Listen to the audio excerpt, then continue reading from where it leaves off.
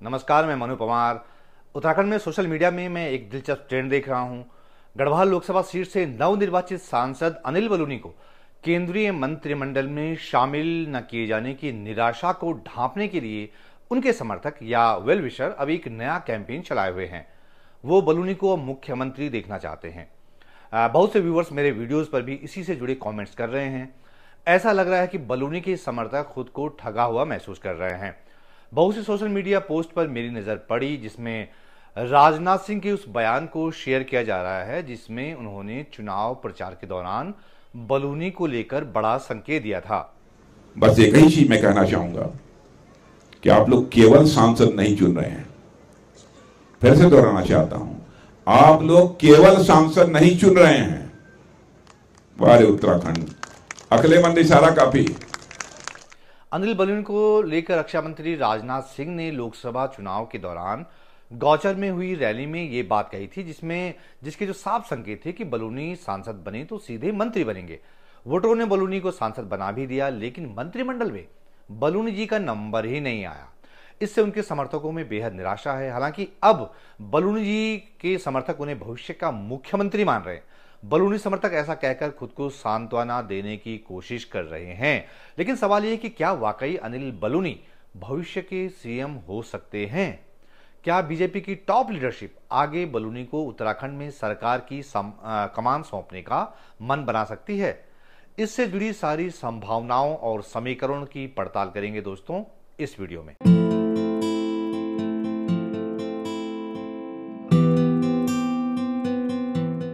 लोकसभा सांसद अनिल बलूनी को मुख्यमंत्री बनाने की मांग कितनी व्यावहारिक है, इस पर बात करने से पहले यह जानना जरूरी है कि बलूनी को सीएम बनाने वाली जो मांग है उसका आखिर आधार क्या है। ऐसी ख्वाहिश कहां से और कैसे पैदा हुई? दरअसल इसके बीज उत्तराखंड की एक राजनीतिक परंपरा में ही है। विधायकों में से किसी को मुख्यमंत्री न बनाने के चलन की शुरुआत उत्तराखंड में पहले चुनाव के बाद ही शुरू हो गई थी, जब 2002 में चुनाव जीतने वाली कांग्रेस के हाईकमान ने जब पार्टी की स्टेट लीडरशिप या यूं कहें कि हरीश रावत को बाईपास करते हुए दिल्ली से नारायण दत्त तिवारी को सीएम बना दिया था।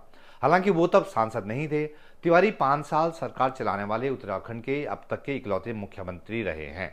2007 के चुनाव में प्रदेश में फिर सत्ता परिवर्तन हुआ और बीजेपी की वापसी हुई, तो बीजेपी ने भी विधायकों में से नेता चुनने के बजाय अपने लोकसभा सांसद बीसी खंडूड़ी को सीएम मनोनीत कर दिया। यानी पैराशूट मुख्यमंत्री वाला रिवाज तब भी जारी रहा उत्तराखंड में। लेकिन 2.25 साल बाद ही खंडूड़ी साहब को हटा दिया गया और रमेश पोखरियाल निशंक की ताजपोशी हुई। लेकिन निशंक भी करीब 2.25 साल बाद ही हटा दिए गए और फिर खंडूड़ी साहब की वापसी हुई। हालांकि तब तक खंडूड़ी साहब उपचुनाव जीतकर विधायक बन चुके थे उत्तराखंड विधानसभा में। बीजेपी ने सांसद को सीधे सीएम बनाने का जो प्रयोग शुरू किया था उसे 2012 में कांग्रेस ने भी आजमाया और विधायकों में से सीएम चुनने के बजाय टिहरी से सांसद विजय बहुगुणा को दिल्ली से सीएम बनाकर उत्तराखंड में भेज दिया।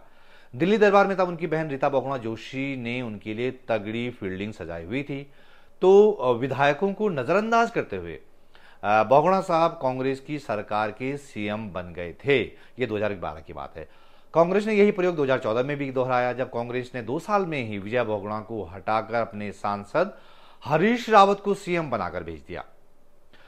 2021 में एक बार फिर से उत्तराखंड ने पैराशूट मुख्यमंत्री देखा, जब करीब 4 साल तक सरकार चलाने के बाद बीजेपी आलाकमान ने अचानक त्रिवेंद्र सिंह रावत को हटा दिया और उनकी जगह गढ़वाल लोकसभा सीट से सांसद तीरथ सिंह रावत को मुख्यमंत्री बना दिया।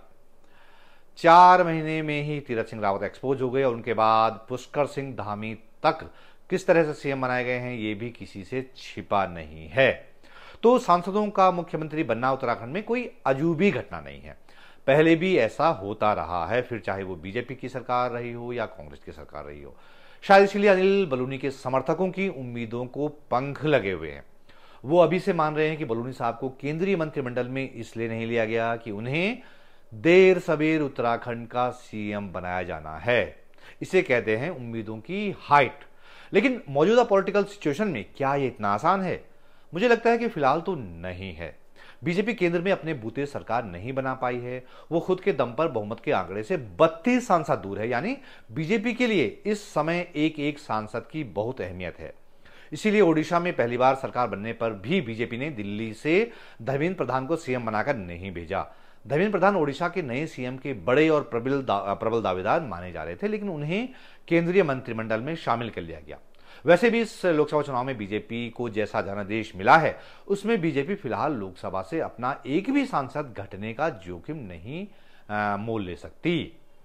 इसलिए अगर अनिल बलूनी के समर्थक ये सोच रहे हैं कि पहले की तरह दिल्ली से किसी लोकसभा सांसद को भी राज्य में सीएम बनाकर भेजा जा सकता है, तो फिलहाल मोदी सरकार के सामने जैसी परिस्थितियां हैं उसमें ऐसा संभव नहीं लगता। और जब तक दूसरी पार्टियों के सांसदों में कोई बड़ी टूट फूट न हो और वो बीजेपी का हिस्सा नहीं हो जाते, तब तक किसी फंसे हुए जनादेश से काम चलाना प्रधानमंत्री मोदी की मजबूरी रहेगी। इसलिए ये जनादेश बलूनी के लिए फेवरेबल नहीं कहा जा सकता, उन्हें इंतजार करना पड़ेगा। हालांकि इससे पहले अनिल बलूनी के सामने एक दो नहीं बल्कि 3 बड़े मौके आए थे जब उनके लिए कंडीशंस बहुत फेवरेबल थी, यानी उनके पक्ष में थी। पहली बार तब जब मार्च 2021 में त्रिवेंद्र सिंह रावत को सीएम की कुर्सी से हटाया गया था।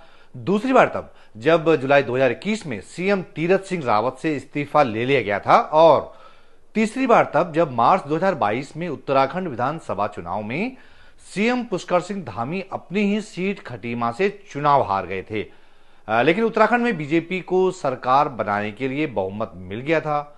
इन तीनों ही मौकों पर अनिल बलूनी का नाम मीडिया में बहुत उछाला गया।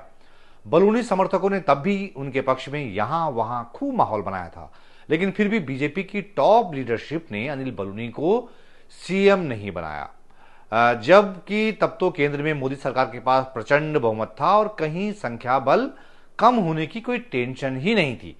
लेकिन इन तीनों मौकों पर हालात अनुकूल होने के बावजूद तब भी अनिल बलूनी खाली हाथ ही रह गए थे। अब सवाल यह आता है कि किन सिचुएशंस में अनिल बलूनी सीएम बन सकते हैं।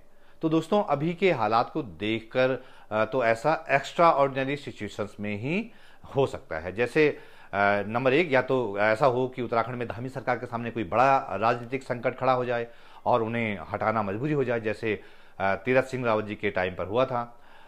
नंबर 2, या फिर खुद धामी साहब ही परेशान होकर कह दें कि ये लो अपनी लकुटी कमरिया, अब मेरे वश की नहीं है, मैं कुर्सी छोड़ रहा हूं। दोनों ही सिचुएशन दोस्तों एकदम हाइपोथेटिकल है, यानी घनघोर काल्पनिक है, दिमागी उपज है, क्योंकि धामी साहब फिलहाल बीजेपी की सेंट्रल लीडरशिप की आंखों का तारा बने हुए हैं। उन्हें यूसीसी का ब्रांड एम्बेसडर जैसा पेश करते हुए बीजेपी ने उनसे कई लोकसभा सीटों पर पार्टी के उम्मीदवारों के लिए चुनाव प्रचार भी करवाया था। धामी साहब बड़े बड़ों को साधने में लगे हुए हैं, वरना जिस मुख्यमंत्री को जनता ने विधानसभा चुनाव में उसी की सीट से हरा दिया हो, उसे फिर से मुख्यमंत्री बना देना कोई मामूली बात थोड़ी ना है। मुख्यमंत्री रहते तो एक बार बीसी खंडूड़ी साहब भी चुनाव हार गए थे। वो तो अपनी पार्टी बीजेपी को उत्तराखंड में फिर से सरकार बनाने की स्थिति में भी ले आए थे, लेकिन उनके साथ क्या हुआ ये सब जानते ही हैं। इसलिए सीधी बात, नो बकवास, अभी केंद्र में मोदी सरकार के सामने जैसे पॉलिटिकल सिचुएशंस हैं, उसके रहते अनिल बलूनी को चाहकर भी अभी बीजेपी हाईकमान मुख्यमंत्री बनाने की सोच भी नहीं सकता। आप भले ही सोशल मीडिया कैंपेन चला लीजिए, लेकिन उससे कोई खास फर्क पड़ने वाला नहीं है, क्योंकि मजबूरी ये हालात इधर भी हैं उधर भी हैं। तो बलूनी साहब को सीएम बनाने का कैंपेन चलाने वाले साथियों, फिलहाल तो कठिन है डगर पनघट की। Just wait and watch. Anil Baluni का ये इंतजार कब तक खींचेगा, अभी की सिचुएशन को देखकर तो बता पाना बहुत मुश्किल है। तो उम्मीद है कि आपको मेरा ये वीडियो पसंद आया होगा। अगर आपको पसंद आया है तो लाइक कीजिएगा, दूसरों तक पहुंचाइएगा इस वीडियो को। और अभी तक आप मेरा यूट्यूब चैनल अगर सब्सक्राइब नहीं कर पाए हैं तो मित्रों फटाफट कर लीजिए। यहां आपको जो कंटेंट मिलेगा वो कुछ अलग ही होगा। ये वीडियो देखने के लिए आपका बहुत बहुत धन्यवाद और मिलते हैं जल्द एक नई वीडियो के साथ। तब तक के लिए नमस्कार।